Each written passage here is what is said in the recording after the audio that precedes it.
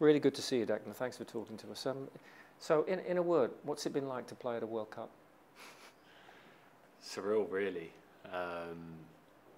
Still now, it's one of them things. When you're in the moment, you're so focused and switched on the job in hand. But I feel like it probably won't hit me till my career ends. That I've played at a World Cup.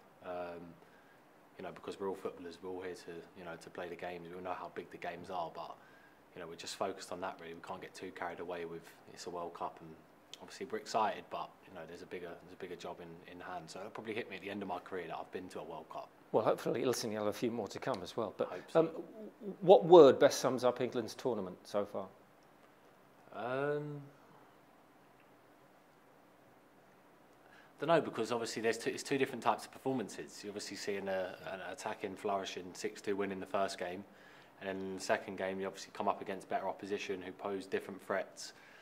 And there's obviously a lot of noise, people not happy about the performance. Obviously we got a first clean sheet in a while, so it's been a bit of a mixture really. I don't know, to say one word about our performances, it's a tough one to say really, but like I said, there's been two different types of performances, so it's hard to actually put my hand down on one word. What worked so well against Iran? I think our attacking patterns, the way we moved the ball quickly through the lines. Everyone had an impact on the game that come on off the bench. We attacked really quick, created chances, scored our goals.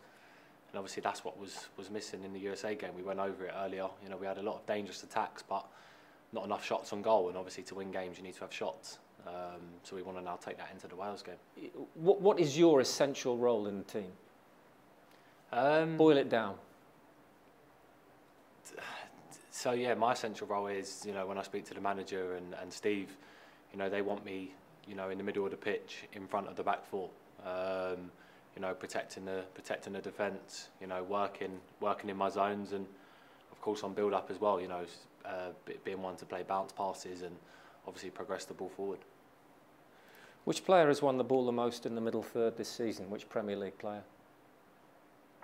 Me. Since you made your England debut in 2019, Harry Kane has made the most England appearances, 42 games. Who's second on the list? You're looking at me like it's me. Is it me? How many? 36. Nice. What's the secret? To what, staying fit or to playing every game?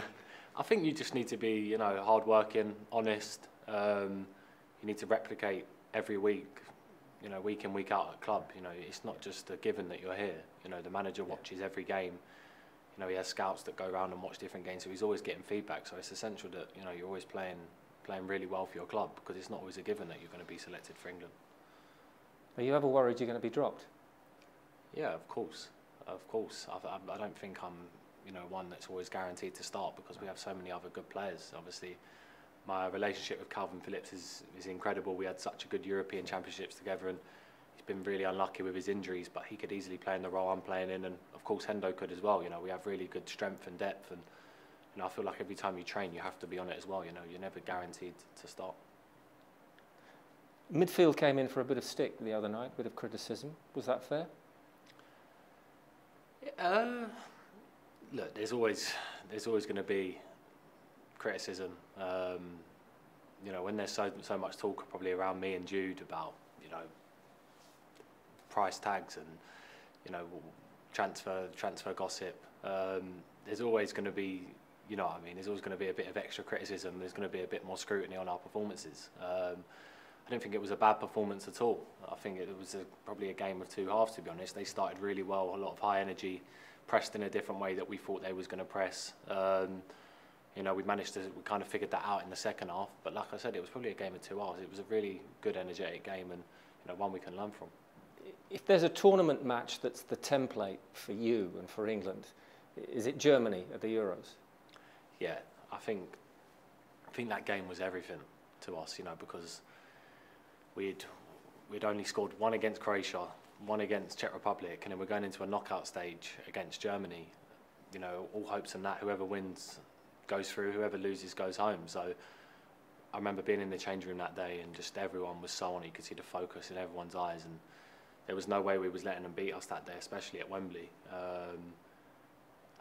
I see that same focus now, that same mentality before the games. You know, we really want to push, and we obviously have a massive objective, which is to hopefully go the whole way in this tournament. After the Euros final, there was a lot of attention on England's ability to keep the ball. Italy had 66% possession. They made 820 passes to England's 420.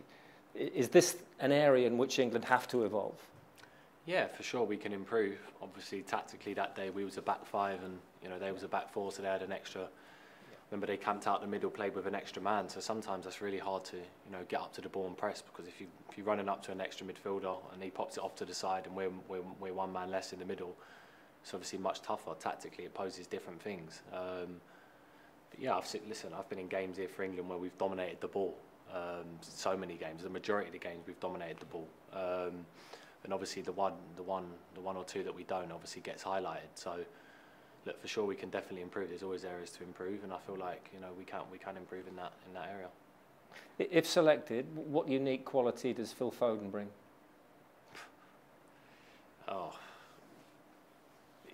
you can see my reaction when you say his name. You know, he can bring anything he wants, really. He's probably technically our most gifted player. He's just so silky with the ball, takes the ball on the half turn. You know, he's just takes it in tight areas, can wiggle out of things, can play beautiful passes. I think he's an incredible player, and of course he's training excellently as well. So look, whatever the manager decides, I know Phil will be ready for that. Is the issue with Phil Foden's selection that he hasn't yet played his very best for England? I mean, he admits that. Yeah, I don't really look at his performances for England and think he's played bad at all. You know, I think every time he's put on a shirt, I think you'll see the way he plays at City as well. He gives it absolutely everything, and he'll try things others won't try, because he's an extravagant player. He wants to, make the final pass or, make the best assist, and sometimes that might not have come off for him. But one thing about him is he'll never die down, and he'll always come back stronger. And I feel like if he plays, it's another weapon that we've got where he could start, and he could be the best player on the pitch. Wales, what's the first quality you'll need? Togetherness on the pitch. Going to need a lot of commitment. We know how they'll try and make the game. We need to stick together, stay calm, and play our own game. I think that's what we need to stick to. We can't get dragged into a physical battle. We just need to stay composed and do what we do best. Euro 2016, the Welsh team celebrated rather loudly when England went out to Iceland. Has that added some edge to Harry Kane and a few of the others who were there? Yeah, I've not obviously spoke to them about it. I wasn't in England set up then, but of course, you hear stuff like that, it definitely fires you up. And England-Wales is a massive fixture, whether it's a friendly or it's at a World Cup or a major tournament. If you can't get up for that, you can't get up for any game of football. So look, we'll be ready, and we want to do our talking on the pitch. What have the two games told you about England's chances? I think we can be confident. Of course, there's a long way to go. You've seen in other games where big teams have also struggled as well. This tournament's wide open, I think. The first game we was excellent, completely dominated the game. Like I said, in the second game it gave us a different tactical edge. Was obviously a 0-0, but had our chances in the game.